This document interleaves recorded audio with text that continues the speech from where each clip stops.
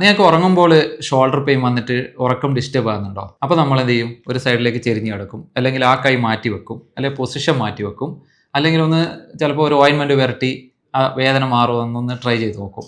അല്ലെങ്കിൽ എന്ത് ചെയ്യും? പിന്നെ നമ്മൾ എന്തെങ്കിലും ചൂടുവെള്ളത്തിൽ കുടിച്ചിട്ടോ അല്ലെങ്കിൽ ഹോട്ട് വാട്ടർ ബാഗ് വെച്ചിട്ടോ പോവും. ശരിയാ, കുഴപ്പമൊന്നുമില്ല. ഇത് 1-2 ദിവസത്തേക്ക് കുഴപ്പമൊന്നുമില്ല.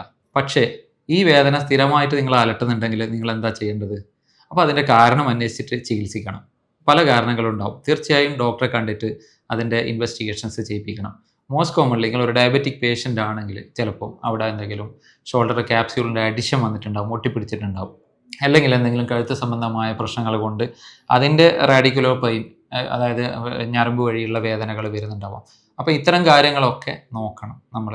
അപ്പോൾ ഇത്തരം കാര്യങ്ങളൊക്കെ നമുക്ക് അറിഞ്ഞു കഴിഞ്ഞ് കഴിഞ്ഞാൽ സിമ്പിളായിട്ട് ഫിസിയോതെറാപ്പി കൊണ്ടോ അല്ലെങ്കിൽ ലൈഫ് സ്റ്റൈൽ മോഡിഫിക്കേഷൻ കൊണ്ടോ ചെറിയ എന്തെങ്കിലും മെഡിസിനും കൊണ്ടോ മാറ്റാൻ പറ്റുന്ന പ്രശ്നങ്ങളായിരിക്കും. പക്ഷേ നമ്മൾ പലപ്പോഴും കാണുന്നത് ഇത് വർഷങ്ങളോളം ഈ പെയിനും കൊണ്ട് നടക്കും. ഷോൾഡർ മുഴുവൻ സ്റ്റിഫായി അനക്കാൻ പറ്റാത്ത അവസ്ഥയിലാണ് പേഷ്യൻസ് പലപ്പോഴും എത്തിപ്പേരുന്നത്. ആ സമയത്ത് നമുക്കിത് ഇളക്കിയെടുത്ത് ലൂസാക്കി എടുക്കാനൊക്കെ ഭയങ്കര ബുദ്ധിമുട്ടായിരിക്കും. അപ്പോൾ ഒരാഴ്ചേൻ്റെ ഒക്കെ മേലെയുള്ള ഷോൾഡർ പെയിൻ ആണെങ്കിൽ തീർച്ചയായും ഡോക്ടറെ കാണുക. ഡോക്ടറോട് ഡീറ്റെയിൽസ് ആയിട്ടുള്ള ഹിസ്റ്ററികളൊക്കെ പറഞ്ഞു കഴിഞ്ഞാൽ അവർ ഇൻവെസ്റ്റിഗേഷൻ ചെയ്ത് കഴിഞ്ഞാൽ നമുക്കിതൊക്കെ വളരെ എളുപ്പത്തിൽ ഒരു 2-3 ആഴ്ചയുടെ ഫിസിയോതെറാപ്പി കൊണ്ടും മറ്റു കാര്യങ്ങൾ കൊണ്ടും മാറ്റാനും പറ്റും. ഇനി മറ്റുള്ള വല്ല അസുഖങ്ങളാണെങ്കിൽ അത് കണ്ടുപിടിക്കാനും പറ്റും.